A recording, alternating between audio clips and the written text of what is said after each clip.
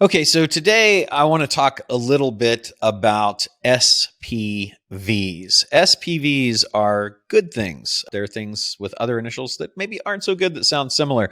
But an SPV stands for a special purpose vehicle. And a year or so ago, I was interviewing Gary Vee and for my podcast, and we were just kind of having a chat. And I asked him a question I always like to ask: what do you know now that you wish you had known when you first got started? And he had one of the best answers that I've ever gotten from somebody that like it just was, I guess maybe just because it just resonated so well with me. And nobody talks about these. Like, I don't see people really talking about why you should use an SPV.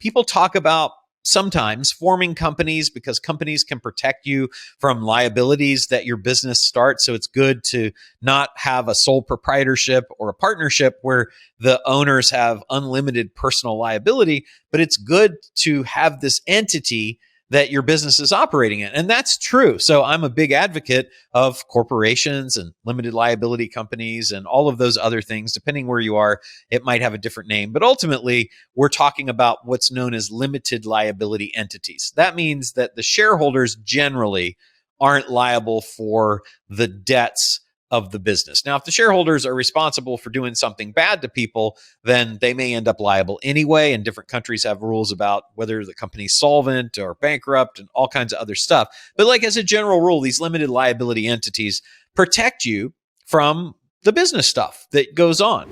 So when we're looking to do any kind of deal, we use a limited liability entity for that deal. And the fact that we're using it for this special occasion, this deal that we're doing, or this transaction that we're contemplating, that makes it a SPV, or a special purpose vehicle. So it's really just a fancy set of words that attorneys and business people use to say this company, this corporation, this LLC is going to be used to do one thing. And the one thing might be broad, like we're going to distribute parts in North America, or it might be very specific, as it is for a lot of the deals that we do, like I'm going to build a house here, or I'm going to acquire this company. So I'm setting up a separate entity to acquire the company with. So that's what SPV is. If you go down to the place that forms companies, like your Secretary of State or Companies House or wherever it is that you're going to get your company formed, and you say, I need you to form me an SPV, they're going to look at you like you're crazy. They're going to be like, I don't know what that is. We don't do that. Because they don't know, right? That's not something that they're like, there isn't an SPV that you can form. SPV is the use to which you put an entity that you formed. Okay, I hope that makes sense, because a lot of people get confused with that. And it's really simple. It's just that you're using a limited liability entity like a limited partnership, an LLC, an LLP, a corporation, for the specific purpose of whatever it is that you're doing. In my case, it's usually we're building a house, we're acquiring property, we're acquiring a company, we are doing a consulting deal, something like that. We're doing a new deal. We're going into a new territory. Any of those kinds of things can be a good time to use an SPV. So an SPV just protects you, your personal assets, and your business assets from whatever liability might come out of a deal that you do. So let's talk about a couple of things that can help with. So let's say that you're acquiring a company. If you're acquiring a company, then you would typically form an SPV to acquire the assets of the company that you're forming. Now, it could also acquire the stock, but there's a big benefit to acquiring assets. When you acquire assets, you generally, as long as you're paying fair market value for those assets, you're not like paying nothing for them. But it might be a low amount, right? It's just the fair market value isn't that much. As long as you're paying the fair market value, then generally you are not liable for the debts of the company that you're buying those assets from, unless there's specific liens against those assets that have been recorded. Okay. So assuming that there's not a direct lien that's been filed against the asset of the company that you're buying. You buy those assets, and then later an old employee comes back and says, I was sexually harassed, or some creditor comes back and says, I'm still owed money, or anything like that, then you are not going to have what's called successor liability. So that's really, really cool. Another would be maybe you're using the SPV to acquire something and it's going to have seller financing or some other debt. So in that case, rather than you personally getting the loan or taking on this debt, the SPV is going to do that.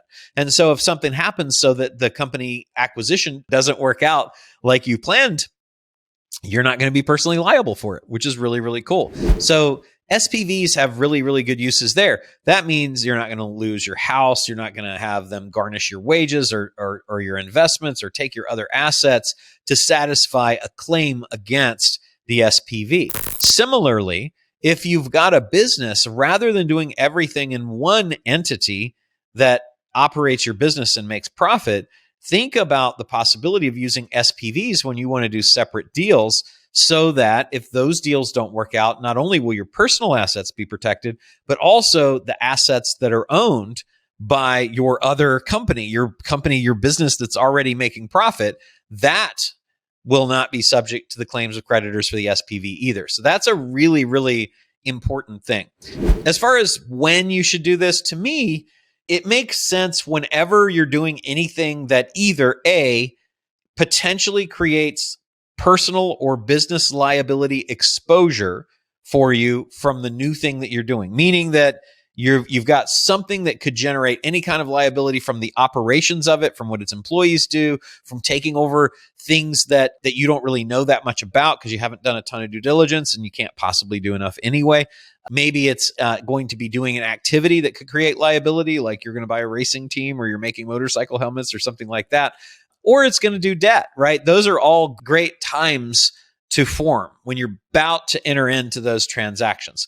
And it's really just a good habit to, every time that you do a new deal, do it in a separate company. And then effectively every company you have becomes an SPV. Now, you might have a holding company that owns several SPVs, but you really want a separate one of those for each new deal, each new partnership, each new cap table that you're going to do. And then as far as how much it costs, it's just the amount that it costs to form the entity. So however much it costs you to get your entity set up, you can go to an attorney, you can go online. We have a company called Prime Corporate Services that does it here in the United States. All of those places are places that you can get an SPV or an entity formed. You can go direct to the Secretary of State, Company's House, wherever it is in your country, region, state, or area, and get them formed. And you're talking generally a couple $1,000 between state filing fees and a professional, or maybe under $1,000 if you're just getting it formed yourself. So definitely something to look into, and a lot of really good benefits to using an SPV. Remember, special purpose vehicle. Hey, Gary Vee said it was saving tens of millions of dollars if this is something that he had known about when he was younger. So take a lesson from me, take a lesson from Gary, get an SPV formed whenever you're doing anything new. If you want a lot of additional really cool stuff, I've got a whole channel full of it, and you should subscribe so that you don't miss any of it, because I'm uploading videos all the time. There's a lot of things that are changing in this area, and you don't want to miss out. You don't want to do it wrong, and you don't want to make the mistakes I made. Subscribe so that you don't miss out, and then check out this next video.